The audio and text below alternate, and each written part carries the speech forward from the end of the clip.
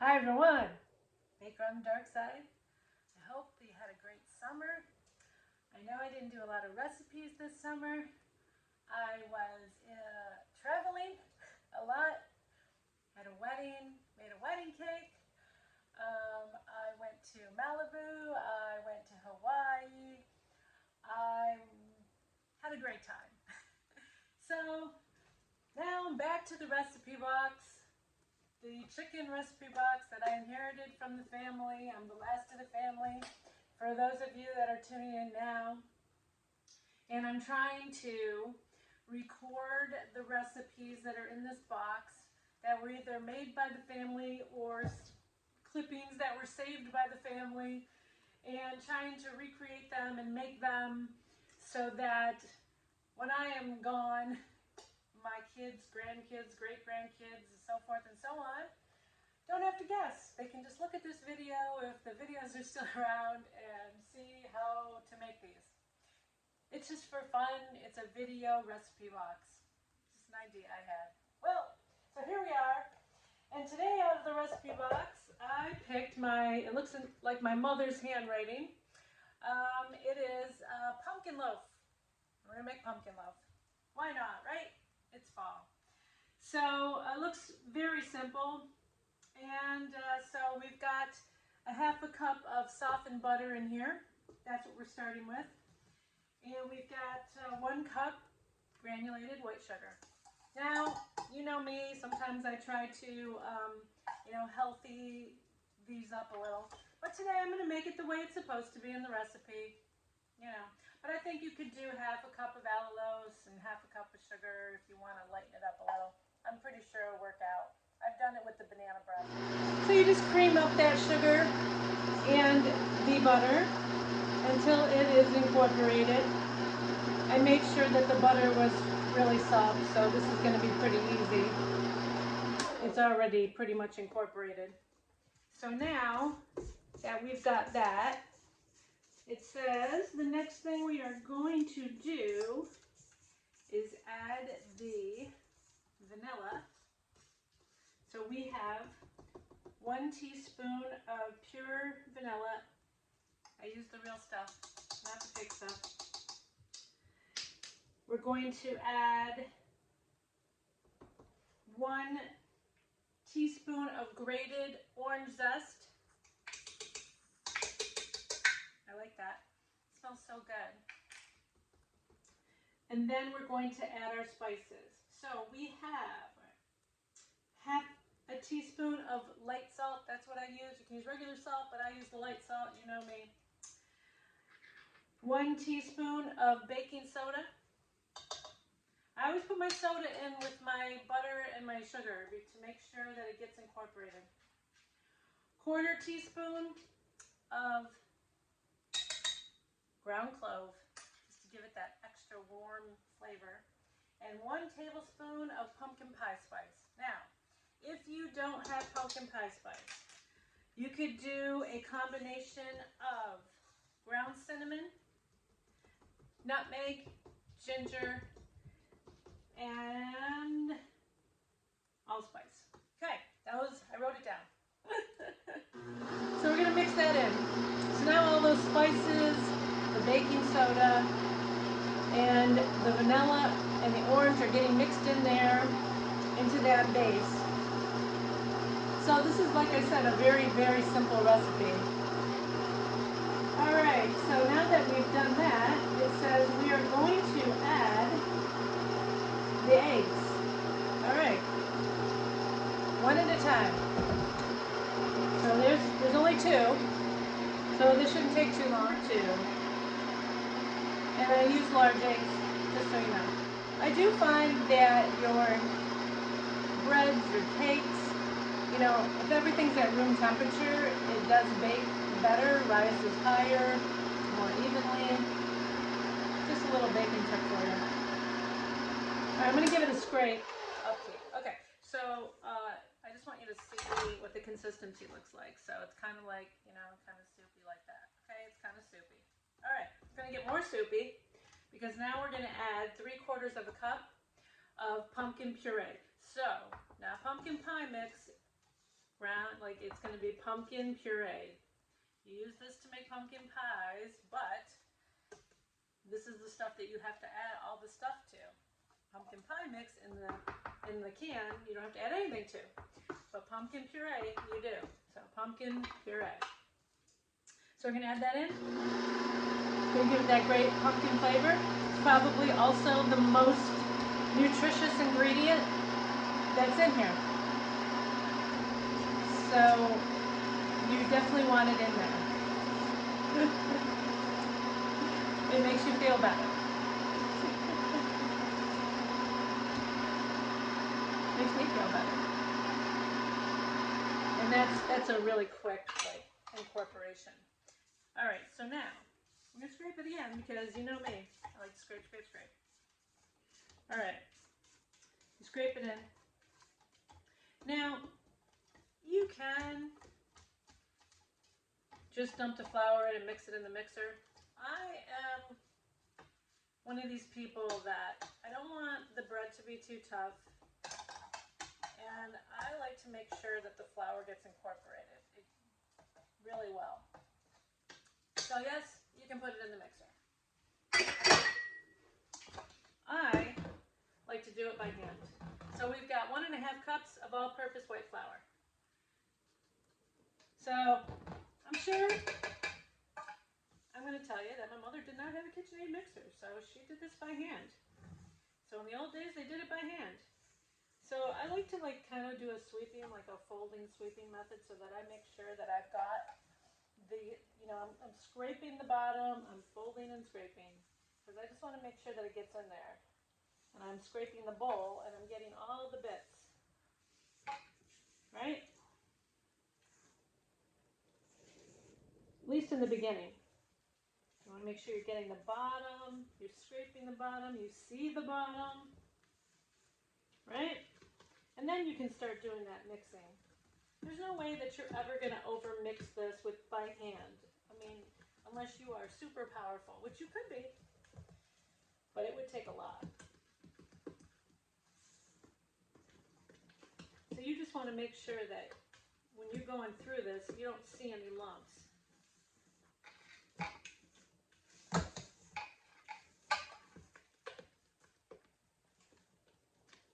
All right, it's quite thick. You see that, right? You see that consistency. It is thick now. But it's smooth. Okay? Yeah? All right. So this makes one big 9x5 loaf.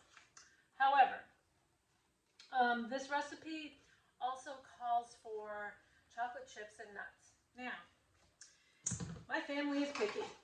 I love nuts, but I don't like the chocolate chips. My husband does not like the chocolate chips. And the kids don't like, they don't like plain, but my mother-in-law, they don't like plain. So, it's like, okay. So it does make one big one. I think it'll make 3 small ones. So I've just gotten into the habit of making small ones and making, what everybody would like. That's me. You can, like I said, if you're going to make one big one, you're going to do it 350 degrees for about 45 minutes to an hour when the toothpick comes out clean. I'm going to do my little, still 350 degrees, but they're going to take a lot less to bake. Probably 25 to 30 minutes till the toothpick comes out clean.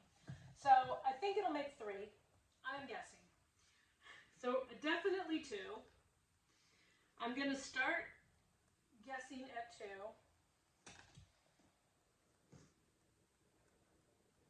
But I'm going to fill these up. I greased and floured these already. I saved you that. Let's just say this. I want to make 3.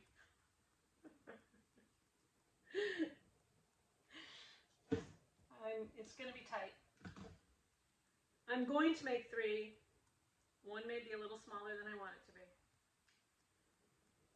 But I don't care. That one will be mine. No. Okay, so as you can see, I'm smoothing that out. Oh, I'll do it. I can do it. It'll happen. I have faith. I am not a person who's too oh, it's got to be extremely even, because I mind if my bread is a little craggy or if it's a little bit high in the middle and a little bit low on the ends. I'm okay with that. Don't bother me. Some people might not be. So you can do whatever you feel like it. All right. So like I always do with all my muffins and breads, I always, because people are picky, I always put my stuff on the top. So I did find these nice oat milk premium baking chips. I don't know if they're better for you. It could be. But they're dark chocolate. So this one's going to be the chocolate chip one. And these are little small chocolate chips too. They're like a little bit bigger than a mini. So I'm just going to spread those on the top. So this is going to be the chocolate one. Like that. Okay. All right. That's the chocolate one. And then the nut one, that'll be the middle.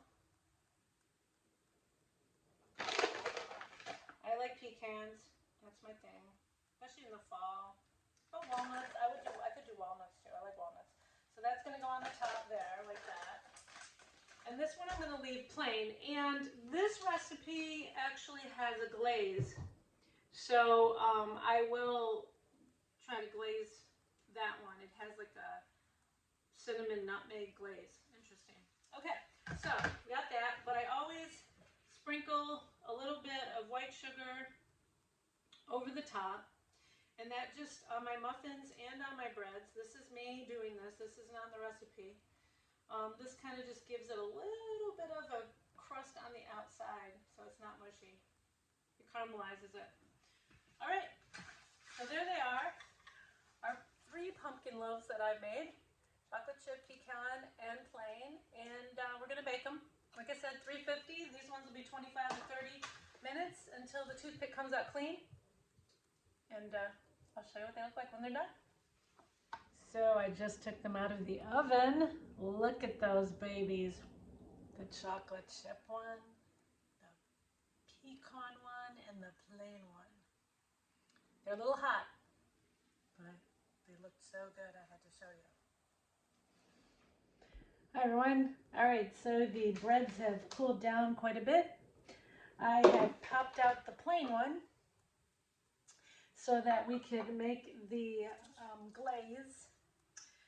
So the glaze is half a cup of powdered sugar, and then it is half a teaspoon of ground cinnamon added to that, 1/8 of a teaspoon of ground nutmeg. And you mix this up, it says. I think this was supposed to like do one whole big loaf, so this may be more than we need. We'll see. So it says mix it up, and then it says you want to make it look like a heavy syrup. You add a little cream. That's it. No measurement. Add a little cream. We're winging it. All right, so I'm gonna start with like half a teaspoon, maybe a teaspoon. Let's try a teaspoon. I'm going with a teaspoon because it doesn't take long for it to. Okay, we're going with another teaspoon. I don't want to go too far because it's not supposed to be watery. All right. So this is 2 teaspoons.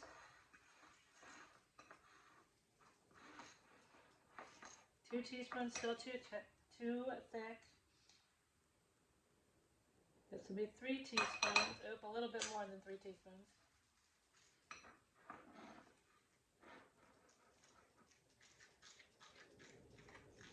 It's going to be quite brown.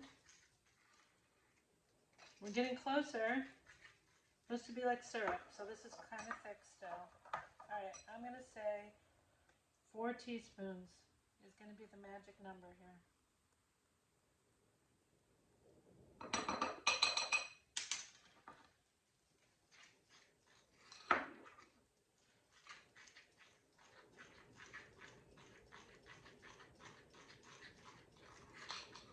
Because if you go too far, then you got a bump. No, maybe a little bit more. This is still a little bit too thick. That's definitely too thick, right? All right, moving on. I'm going to go with another. So this is going to be 5 teaspoons. Yeah, still too thick. That's 6 teaspoons. So 6 teaspoons is 2 tablespoons. Okay, 2 tablespoons. Close. Alright, I'm gonna put another teaspoon in. 2 tablespoons and a teaspoon. Obviously you have to judge this every time. It's a little thick, but I think I would rather have it a little thick than too thin. I'm going to go with that. A heavy syrup. I'm going with it. Alright, so 2 tablespoons and a teaspoon. And I'm going to just kind of like drizzle this over the top.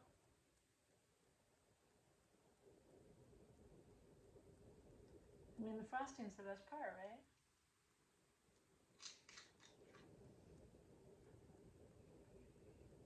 I mean, she doesn't say, like, is it supposed to be thin? Are you supposed to frost it? Is it supposed to just drizzle?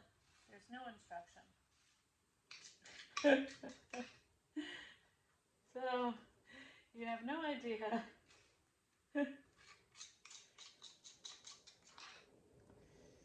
what it's supposed to look like. There it is. Maybe a little more.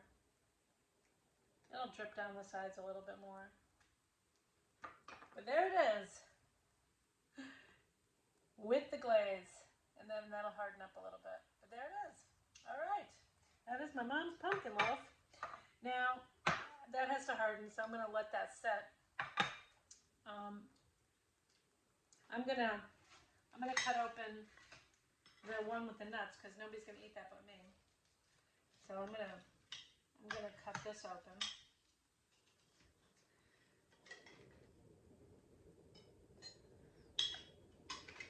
So there's you can see it. I'll let you look at this one. So they came up a lot higher. So that's what it looks like. And it's very fluffy. So, I mean, I'm very surprised at how light and fluffy it is. It's almost like a cake, I gotta be honest. So to get the full effect, I'm gonna just put a little bit of this frosting on there, even though it won't be hardened, so that I can taste this recipe, because I do not remember this recipe at all. I can honestly tell you this. But I really do like it. It's not greasy. It's not dense. It's very fluffy.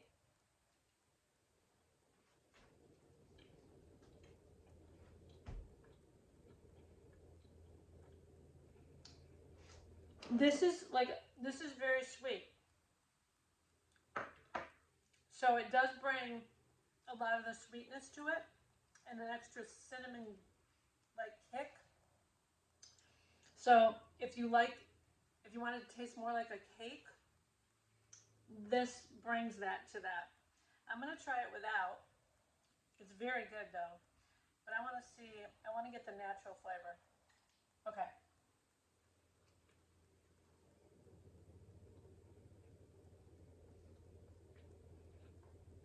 I mean, this is phenomenal. I really like it. It's really good. It's so light. Yeah, it's really light. Nice spice. Yeah, I would make this again in a heartbeat. I like both. I think this is a little too sweet for me. I would do like a lot less of the glaze, but I do love it plain for sure. I think the chocolate chips is going to be a great addition to it. Yeah, make this. Awesome. Thanks for watching. Bake on the dark side. We'll have more recipes coming soon.